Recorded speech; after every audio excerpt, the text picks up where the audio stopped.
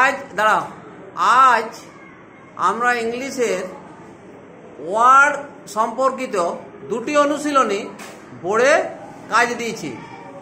এইগুলি তোমরা খাতায় লিখেছ এবং প্রত্যেকে করেওছ। তাহলে আমি এখন বোর্ডের রাধারানীকে কীরকম কাজটা করেছে সেটা দেখছি। হ্যাঁ, তাহলে তার আগে একটু কথা বলছি।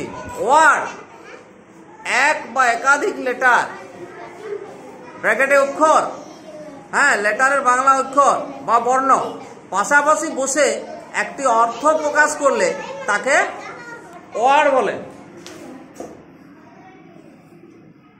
যেমন এ, আই, হি, পেন, টি, মাই। একটা অক্ষরও ওয়ার্ড হতে পারে, দুটো অক্ষরও ওয়ার্ড হতে পারে, তিনটা অক্ষরও ওয়ার্ড হতে পারে, আরো একাধিক অক্ষরও হতে পারে। এ একটি অক্ষরে ওয়ার্ড, এ মানে একটি। আই, আই একটি অক্ষরে ওয়ার্ড, আই মানে আমি। তাইলে ওয়ার্ড কাকে বলবো? যার একটা অর্থ থাকবে। তাইলে যখন কতগুলো লেটার পাশাপাশি বসে একটা অর্থ প্রকাশ করবে তখন তাকে আমরা লেটার বলবো, তখন তাকে আমরা ওয়ার্ড বলবো। কিন্তু যখন কতকগুলো লেটার পাশাপাশি বসে কোনো অর্থ প্রকাশ করবে না তখন তাকে আমরা ওয়ার্ড বলতে পারবো না। যেমন ইজিএল, এনপিই, এলএবিএল, এই যে এইগুলি কোনো অর্থ প্রকাশ করছে না পাশাপাশি লেটারগুলো বসে, তাহলে এইগুলোকে আমরা ওয়ার্ড বলতে পারছি না। তাহলে আমরা এখন একের অনুশীলনীটা আমাদের রাধারানী করে দেখাচ্ছে।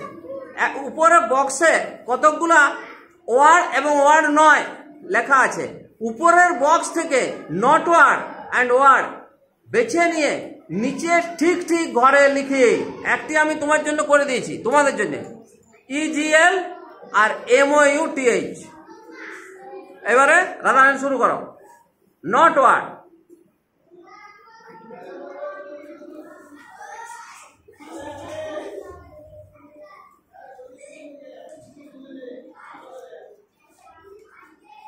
ঠিক আছে।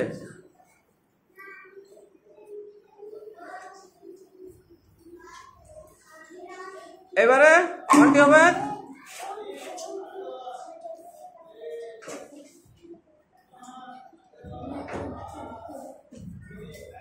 বাহ, খুব সুন্দর হয়েছে রাধারানী।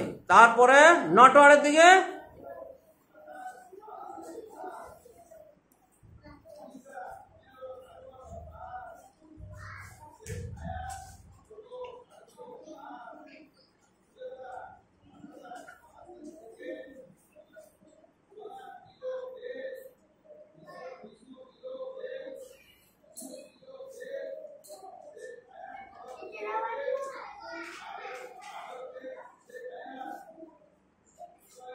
এর পর টিতে দাও, এর পর টি আছে দেখো।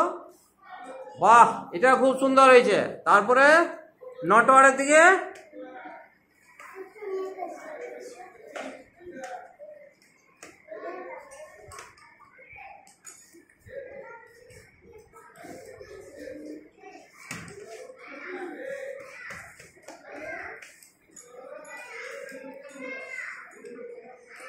ঠিক ঠিক ঠিক হয়েছে।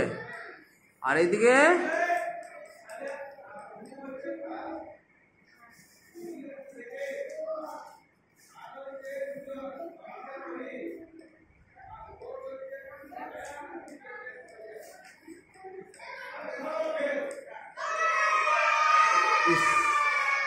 টিচার, খুব সুন্দর হয়েছে।